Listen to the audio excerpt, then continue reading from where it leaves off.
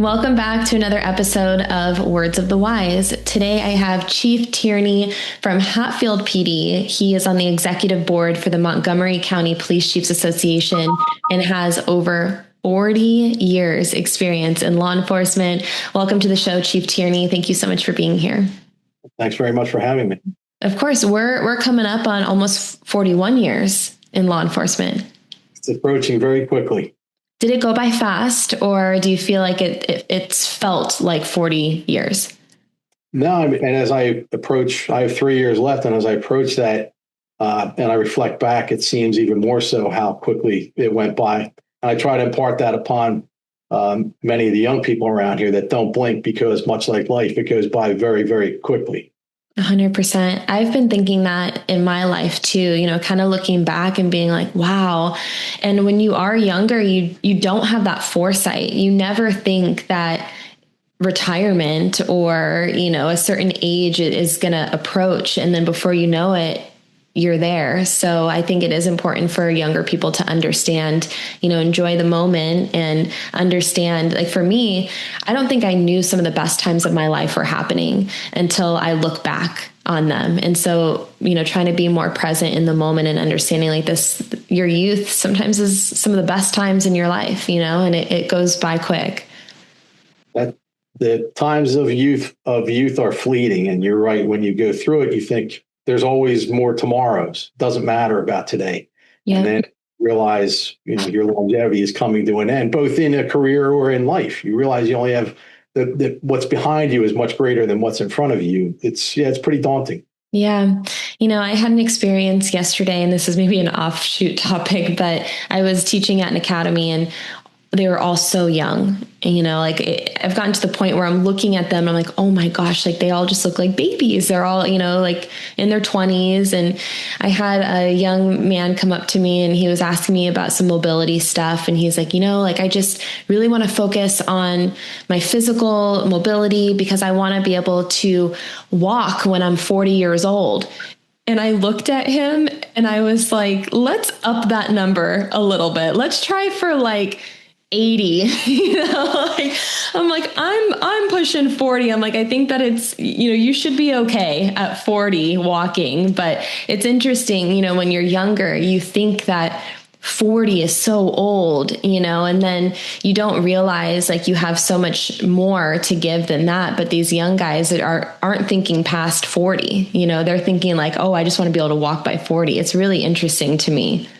Well, and those types of things make you reflect back to when you were younger and what you were thinking. 100%. I remember being 25 when I started here and, having thoughts about, hey, whether you're physically strong or you're the fastest guy, or relating back to things that happened just a few years earlier in high school. Hey, we fought these guys, I played on this team, and those things are all like rolling around your head. And then you're thinking, looking ahead, like, I look at these old guys, and those old guys at the time here were 40. And I was 5, and I'm like, look at these guys. These old men need to get out of the way. Now I'm the oldest of men. So yeah, it's kind of funny how that works. It's humbling for sure. What made you get into law enforcement? Was this something that you always knew that you wanted to do, or, give us a little bit of background on how you got started? So I know that's kind of some people say, yes, I always wanted to be, but they never really have a point like that they can go back to and say, that's when I wanted to do it. So when I was 12, a guy moved into the neighborhood who was a year younger than me, and his father was a police officer on a local police department. And his uniform was always pristine. Everything was neat. His car was always clean, hair always, trimmed. He just looked the part. And I began to think then, like, that's amazing. Like, I think I really like to do that just based on his appearance. Yeah. Not anything of power, just his appearance. Or like that, I would like to live my life like that. And then that led me to go into the Navy in my early 20s. And then when I got out of the Navy at 24, and I started taking police tests, and I got hired here. And then lo and behold, my friend is also a neighboring chief now. So we both rose to positions of chief on neighboring police departments, and his father lived to see that happen to both of us. So it was kind of neat. But yeah, there is a specific time in my life when I remember thinking that's what I would like to do.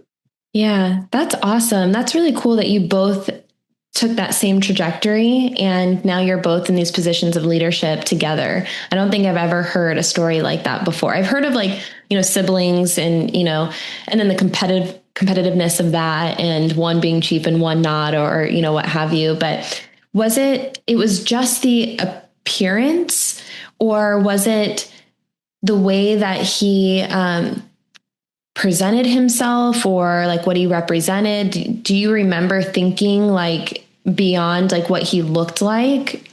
Yeah, he was certainly a different male figure than what I had in my own family. Okay. He was uh, he spoke clearly about things. He would try to direct us.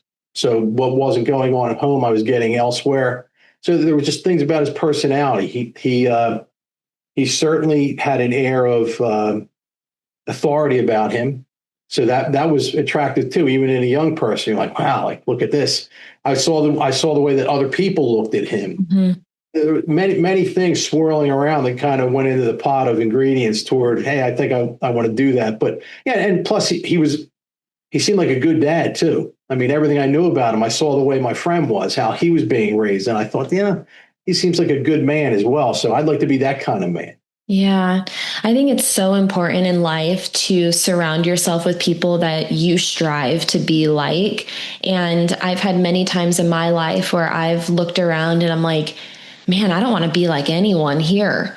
I don't want their lives. Like, I don't want to be like that. And then having to change my circle of influence because, there's a saying and there's science that like you are kind of the direct, result of the closest five people you have around you. It talks about the importance of having positive influences in your life.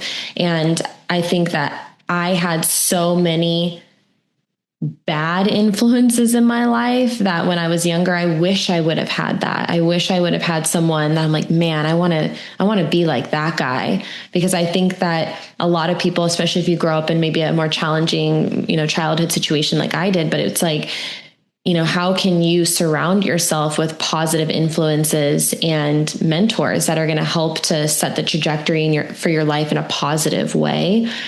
Did you have any mentors throughout your career that really influenced you outside of that one person that you just mentioned? Sure, and some of them, and I don't even want to say there was ever a negative influence, but life was it was way different 40 Yeah. years. So things that people taught me back then, I've since learned that's not the way to do it. But a lot of that is societal influence changed things. So I still look back on them fondly, understanding that they taught me they did the best they could at the time. Yeah. And now those tools don't work. So I'm able to, push them aside, and at the same time still value some of these people that were around me who were here when I started. Yeah.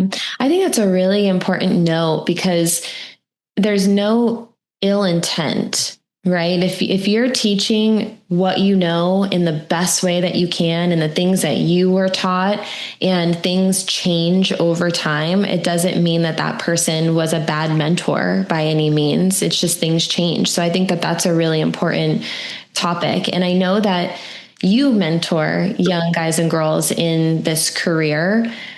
What are some of the things that you teach them right now in this current day and age?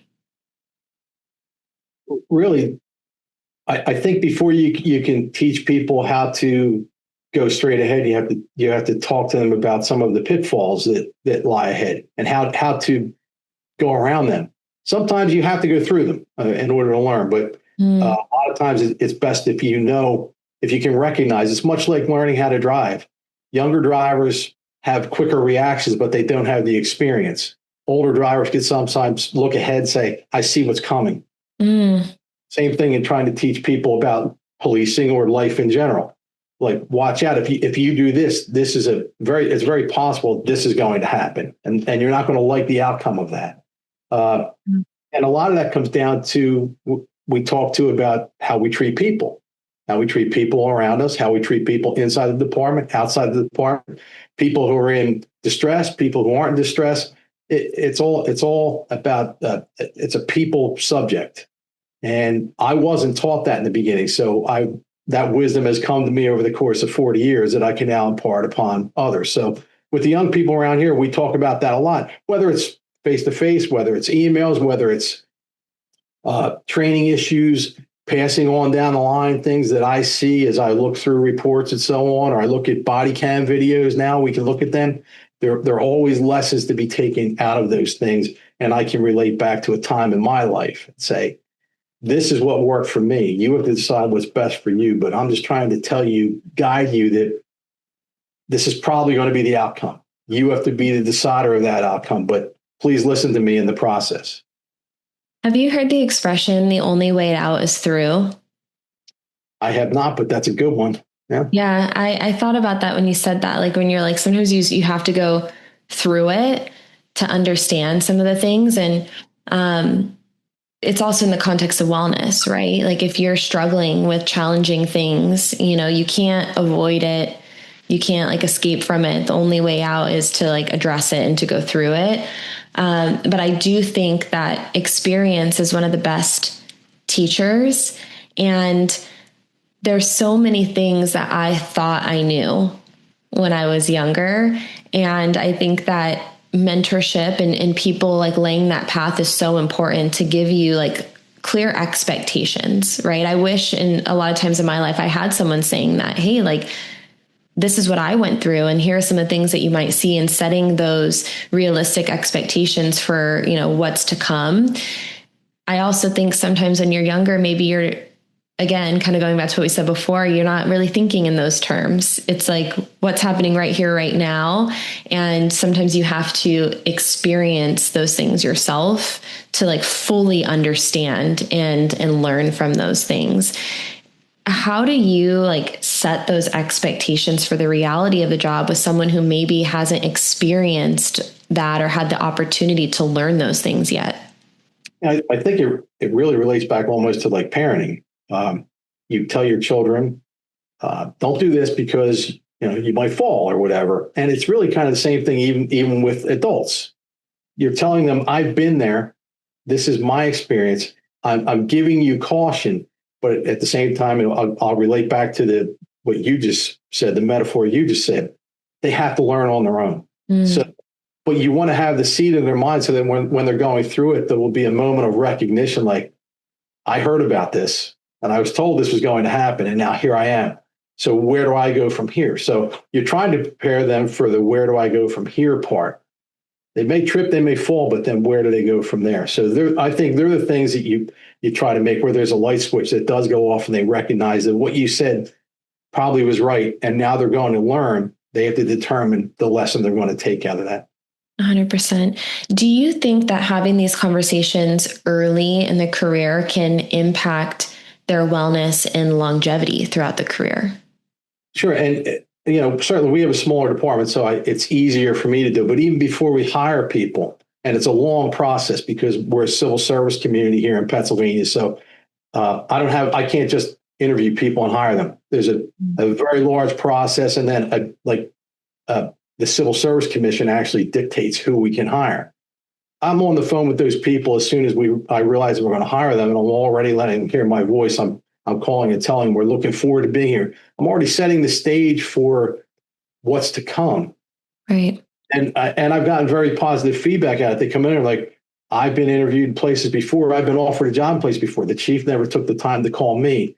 So it immediately gets things going about maybe this guy is different. Maybe this is the person that I want to lead me. So even before they're employees, I'm already speaking with them and trying to let them see that we're a different place here and we work on being a different place. Yeah. I hear a lot of conversations about culture, and especially right now when maybe there aren't as many people who are applying for these positions as they have in the past. And, there's a lot of incentives for people to lateral and to go to other agencies and sometimes. And, to me, what you said of like having these conversations earlier, letting them know that you care about them and their development and mentoring them and setting them up for success is kind of setting the tone for that culture. And I think that a lot of younger people are looking for that. They're looking for a place that is going to support their growth and their development and prioritize them as human beings, not just as employees. Sure. And some of the discussions are, and so, sometimes people are taken back as soon as they get here. I say, start thinking about where you want to go. Like, where is your career taking you? You're a patrol officer now, but where do you want to be? And I do the same thing with people we promote. We just promoted one of our officers to sergeant. And the day he was promoted, I said, start thinking about the lieutenant's position. He said, but I just got promoted to sergeant. I said, but if that's a goal, set that standard in your mind now and begin working on it. It's never too soon to start. Don't wait, for others to fall in the line behind you and then say, oh, now I have this competition. Start preparing yourself now for the next thing. So I think that works coming in the door too. Yes, this is day one, but where are you 2 years, 5 years, 10 years? Where are you going? And how can we help you get there? What are your needs? Yeah, I really like that mentality of setting goals and looking towards the future. I think that sometimes we get so inundated with the day to day and that daily grind of things that we forget to look up and zoom out a little bit. And I'm really guilty of that. And I think that my hardest times for me, like the times that I felt the most stressed, the most maybe burnt out or discouraged in my life, have been times where I didn't have those goals, something that I was trying to strive for. Because I think when you have that on the horizon and you're like, this is where I want to go, then the day to day doesn't seem as daunting. It's like every step I'm taking is getting me towards this end goal. And when you don't have that goal, it feels a little bit like aimless wandering. And so it's hard to pull yourself out of challenging times when you don't have anything to look forward to. Right. And I can relate back to my career and going through. I started as a patrol officer, I became a corporal, I was a sergeant, I was a lieutenant. And so now as a lieutenant, I got promoted to lieutenant in 2007, and I started here in 1985. So quite a bit of time went past. So people are starting at that point, are starting to think like they're aging out. They're going to be gone. They're going to retire. And that's when I started to think, well, there's more. But I had to pretty much pick myself up by my bootstraps at that point. I had a chief. I didn't know the chief would be leaving. He started to talk to me about possibly a next step, but we didn't really talk about it enough. So I knew there were things missing. So I sought out other police chiefs, other lieutenants, and so on. And said, look, where do you go from here? How do you make that jump? And then lo and behold, the chief that was here decided to go to another department. So now it was, what are we going to do? And now I'm thinking like, I need to raise my hand because I would like to be the chief, but I don't know if I can be. Like, I haven't really been schooled for this position. So luckily it worked out the way it did, but missing those steps added something to my repertoire then that I want to pass on to other people. And that is preparation for later. Yeah. Well, I think preparation is everything, and I really have always had this mindset of if you want to be the best at what you do and you want to grow, and you have these aspirations, you have to be willing to think outside the box a little bit, and you have to be willing to do the hard work that other people aren't willing to do. And I think it comes down to work ethic a little bit, but like you saying, I didn't really know how to do this, and I wanted to know how to do this. And so I reached out to other people who have done it and asked questions and tried to figure out how I can do it. Like that is a pure example of that. Like maybe not everyone would be willing to take those steps or would even think about it. But when you have, like you said, that forward thought process of like, maybe these are my goals, then it's like, what do I have to do to get there? And when you have that why, the what, and the how becomes so much easier. So I like that example a lot. With that too, the changes come when I first became chief, and I'm sure that others share this with me. I mean, you kind of feel like I've reached the pinnacle now, you're all knowing. I found out pretty quickly that I wasn't the all knowing, and luckily I had people still on the department who had been my peers days before telling me like, you're going down the wrong path. You got to did somebody wave a magic wand over you or whatever? Like, suddenly you think you're the smartest guy in the room. And I learned that I had to take a step back and realize just because I'm the chief, I'm not the smartest guy in the room. I still have plenty to learn. I have everything to learn about being a chief.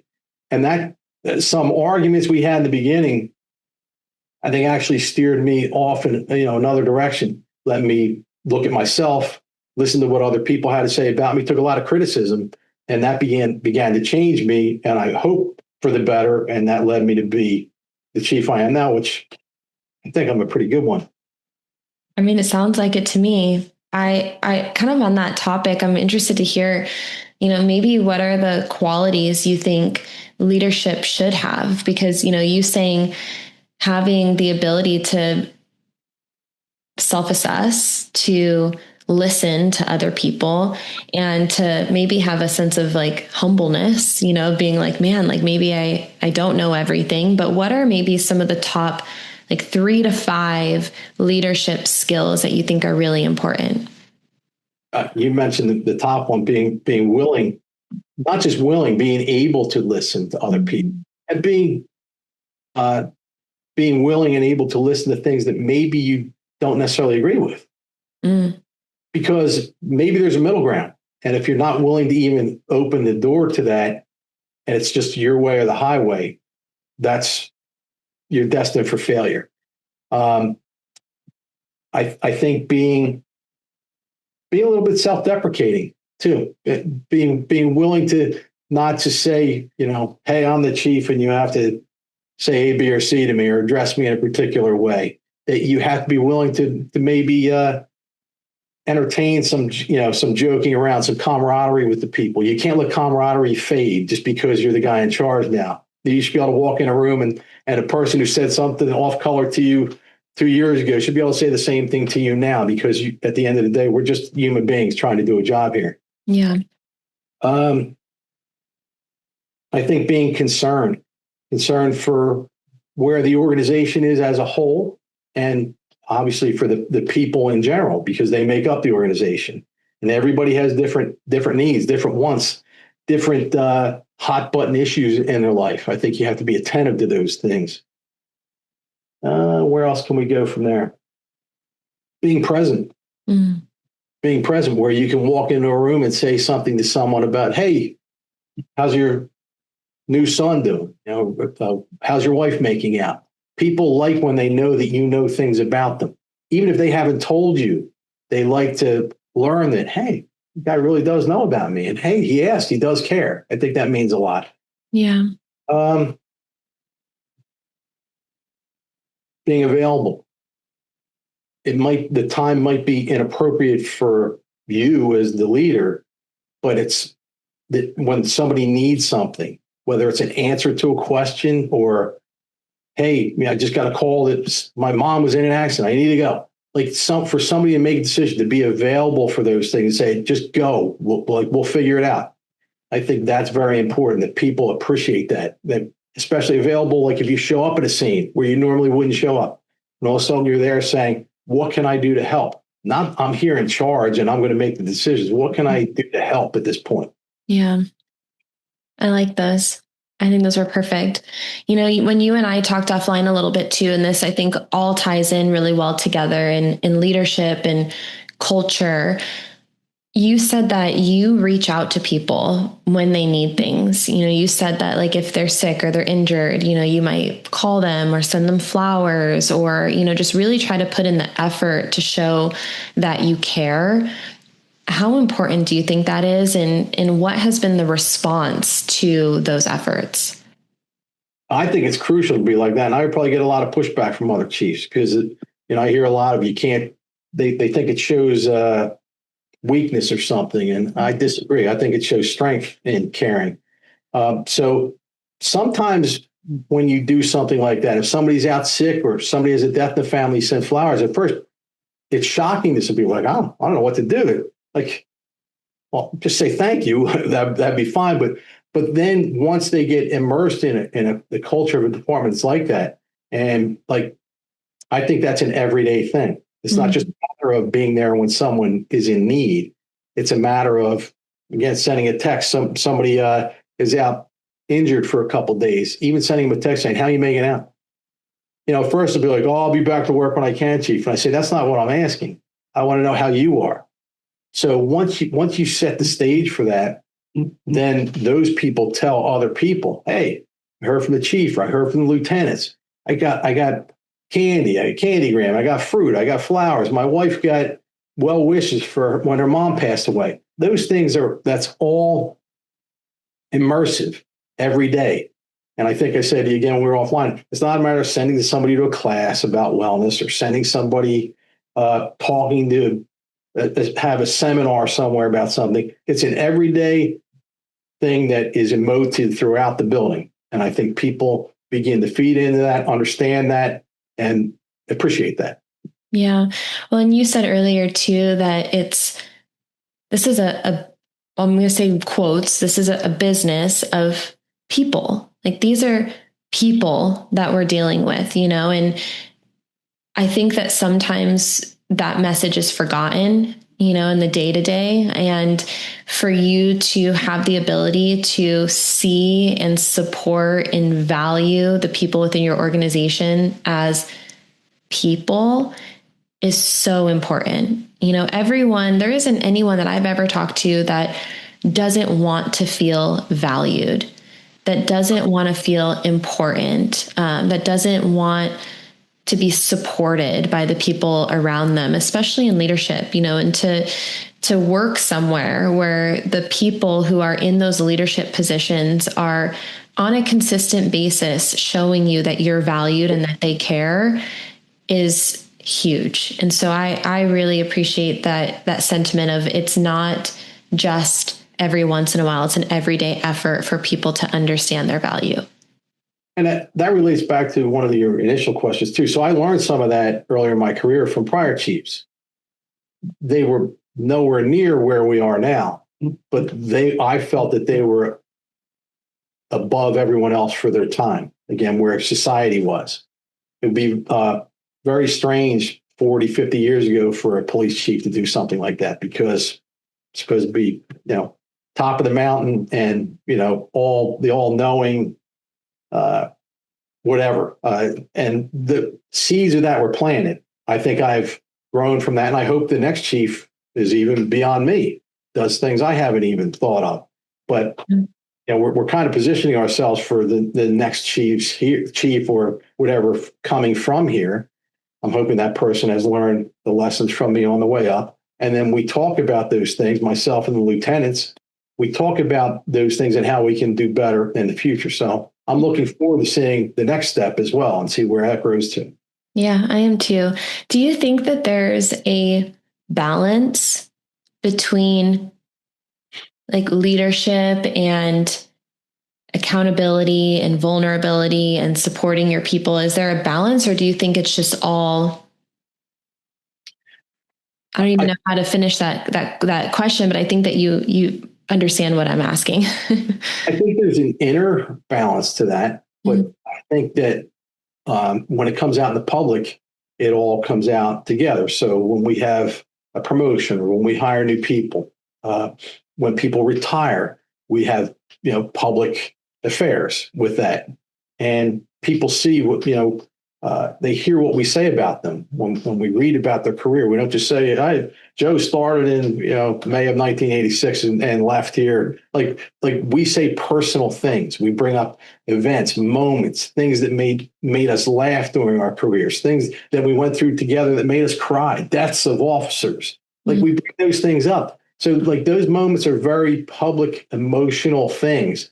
And I think that does well for the people who are leaving, as well as the people here saying, that's what I have to look forward to. Like that's where my career is going. These people do care about me. Yeah. And the thing that popped in my head is, that their career and their efforts meant something. Mm-hmm. And I think ultimately we all want to know that when we get to the end of this, that our lives and our careers and our relationships all meant something, that there was purpose to what we did and that we did a good job. And so I like that a lot. One of the things that you said just now, and I wanted to maybe bring this up, is you said the things that you go through, the good and the bad, and you said deaths of officers. And I know that you've experienced some loss within your organization. How do you, as a leader, get through that with your team? And how do you support their wellness in the aftermath of those things? So the one where the officer passed away naturally, I was actually just a sergeant then. So I watched the chief maneuver through that. It was very difficult because he was a beloved officer around here. And we just talked about it the other night at a public meeting. I remember when the chief called us in and said, that he had passed away, and like it dropped us to our knees. It happened. But I remember how he maneuvered that. I remember some of the things that he spoke about. He probably wasn't as personal. He was still maybe a little bit more mechanical, again, mechanical for the times. But then we had an officer commit suicide, which again, it could break the back of any one person and certainly could break the back of everyone present here. Yeah. But what I found to be the best remedy was I called everybody together and I gave everybody all the facts at one time. They all heard the same story from me. They saw the emotion in me. I didn't hide anything at all from them. And afterwards, everybody told me like that they appreciated that. We went and met with his family. We came here. We met with the whole department. We had outside agencies come in. We had like people from our employee assistance program here where they were available to speak to people afterwards if they wanted that. Not just that day, but at any day up to now. If they needed anything, we're here for them. We still, on the anniversary of these things, I still put emails out saying, I know that this is the anniversary of so-and-so passing. And I know that this might affect some of you different than others. We're here for you. Here's the number for EAP if you need them. If you want to talk to me because you know me better than others, and you know that I knew the guy that this happened to, come in and talk to me. It's always an availability, anything anyone needs, we're here for it. But we don't just go by and say it was another day. It's not another day because that day could affect everyone differently. In their medical. Do you think that vulnerability is key to leadership and creating that culture and that family environment? I mean, I personally do it, and I can't say I'm the smartest. It comes to me naturally. It just, I can't help myself. I am a human being too. Things impact me. I need to lean on other people, which I didn't know earlier in my life or career. Yeah. You always feel like, I can do this. And then you realize that you really can't. And I think I said to you, my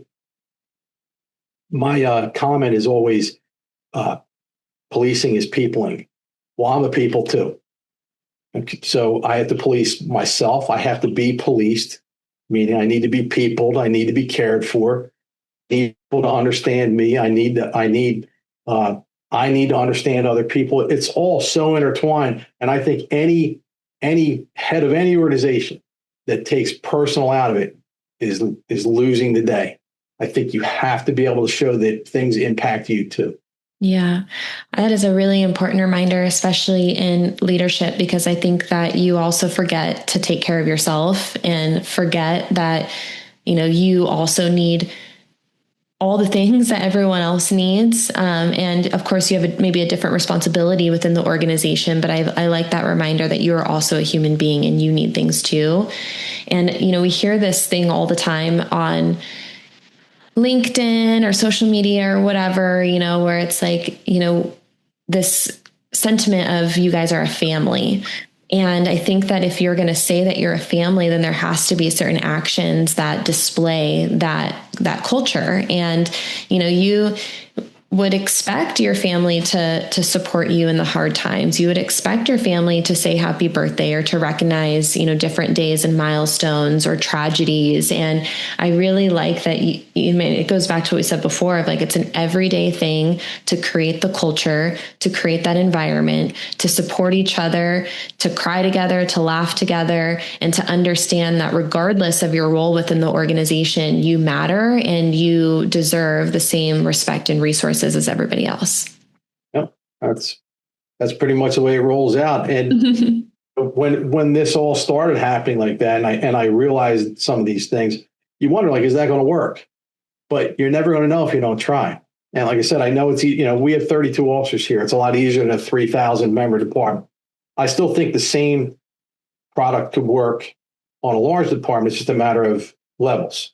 Right. People you have to understand, and the people under them have to understand. And it's selling that down the line that, you know what, everybody knows what's going on. Certainly a chief in a several thousand man department or person department can't be in physical contact with every officer on every day, but they can have a message out there that whatever you need, just say it and we're here. Yep. And I think that gets lost way too much, probably in every type of employment, but in the policing that I see, it's forgotten about way too often. Yeah.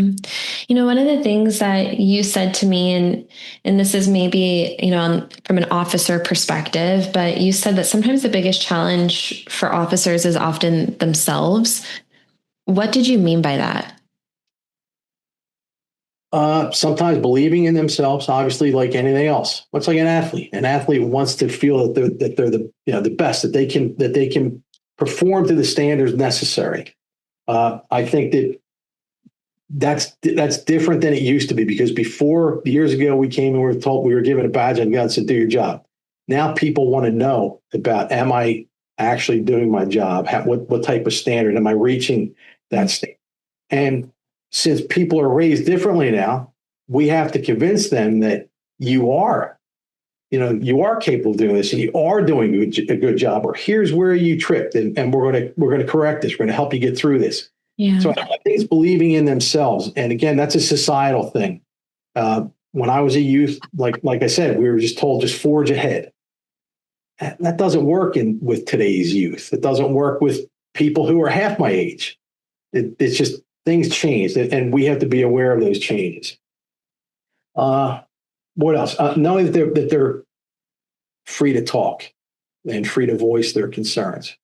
My door's open here. You can come in here and say, I like what you did. You come in here and say, I really don't like what you just did, Chief. And I'm going to say, well, just tell me why. So realizing that they're free to speak is also something that I think gets by people.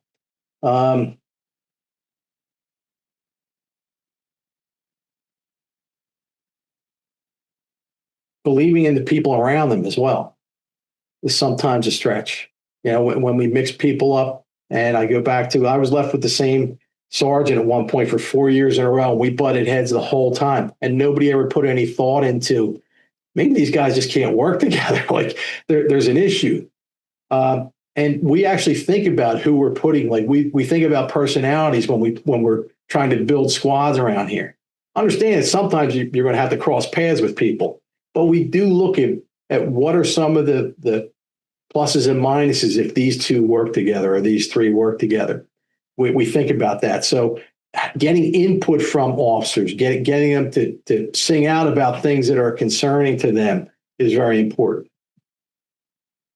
I'm writing everything down because I wanted to touch on some of these things. So, like, believing in yourself, knowing that your ideas and your thoughts matter and you can speak those, believing in your team and having the ability to learn from everybody or from everyone else. Excuse me. How do you teach? Because this is another topic that has been really relevant lately, but how do you teach that self-awareness and that self-assessment? And how do you teach the importance of being proactive, not just in your career development, but also in your wellness? How do you teach the importance of wellness to where someone will actually take action? I think that comes up to the openness that we've spoken about. If younger officers can see that I can do that, and that's okay, then hopefully not all of them will follow that lead. But like I talked in the beginning, it might plant the seed for them to make a change later. Mm-hmm. That's okay. If they say, hey, you know what, the chief, that upset him, or if that made him happy, and I explained about past things. Like I'm always saying, you know what happened with me when I was, it's like to bring up those things. They may well say, "Oh, here we go again." But at the same time, that story is now in their head, and they can relate back to that and say, he did tell me about that. That happened to him. And I tell people all the time, I didn't become chief here because I was a perfect officer. I became chief here because I had many failings along the way. I learned from my failings, and I learned how to steer through those things. That's why I got to where I am. So it creates a belief in themselves. Your question about like how to get officers to believe in themselves or their own worst enemy from time to time is because of a doubt within them. And we can work with doubt. We can repair doubt. We can strengthen doubt, or try to make them not doubt themselves. So if all those things are apparent and you're willing to talk about that and you're willing to work on that, I think it makes for a better officer down the line. So an officer may come in and say, and have issues over here, and issues, I don't mean major issues, but just, again, doubt within themselves. And then 10 years later, they're very sure of themselves. Yeah. Understanding that time comes, but it can't happen overnight. It will come through work. It will come through discussion. It will come through experience, and that they will, achieve the things that they want to do. But they have to be a part of the process. It just can't be us. We need them to come with us. I think for me, and I can only speak, like, we're kind of going back and forth of like, well, we can only speak from our experience and, things that we've gone through, but and I don't know if you'll ever get rid of self-doubt, there's maybe always a little question mark sometimes, depending on the situation. I agree with you. I think that you can strengthen that, and you can start to like make that a lot quieter as you go along. But for me, how I was able to do that is by no longer being afraid of failure. Mm-hmm. I think my biggest self-doubt, and that, like, when I had those feelings of doubt, is because I had fear of failure.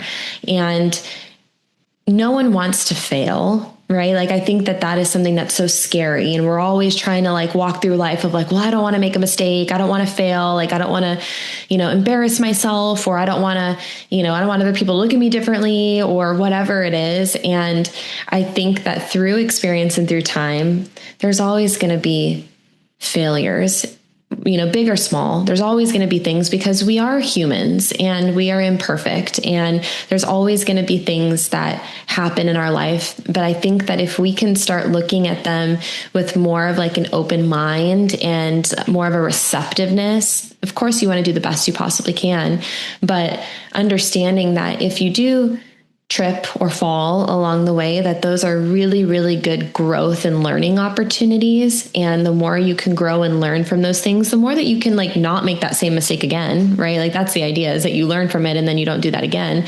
But for me, I've become less afraid of failure. And I think that has helped me with my confidence and my self-doubt.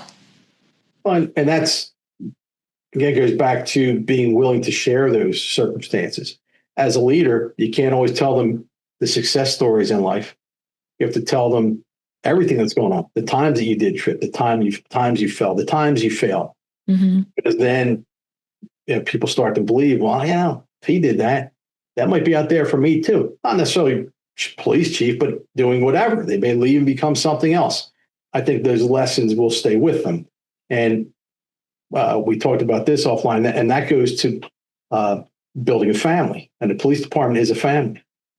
Much like, you say again, like raising children. You're trying to do what's best for your group. I think the same thing applies here. It's just a bigger group. It's people who care about one another. We don't have to be best of friends. We're not out at parties every night together. Everybody, there's segments, just like in school. There's cliques, that go on. But even beyond that, at the end of the day, when you throw all that away, I believe every officer here strongly cares about one another and their well-being and their families and so on. When you take everything else aside, it all comes down to, I think they all care about each other. Yeah, 100%. For the younger generation, what words of wisdom would you share with them? Maybe something that you wish you would have known earlier in your career, or something that's helped you along the way? Uh, Definitely goes back to the emotion thing. Don't be afraid to show your emotions. I don't care how physically strong anybody is, especially this applies more to guys because guys are more reluctant to ever show emotion, but be willing to do that and be willing to share all of those things. There's nothing wrong with a tear running down your face at somebody's funeral. You don't have to be a rock. Like, let people see that in you, that, hey, you know what, that person is a human being too. I think it all comes down to that, being able to do that. And I already said, I know a lot of other guys will tell me, oh man, you can't do that.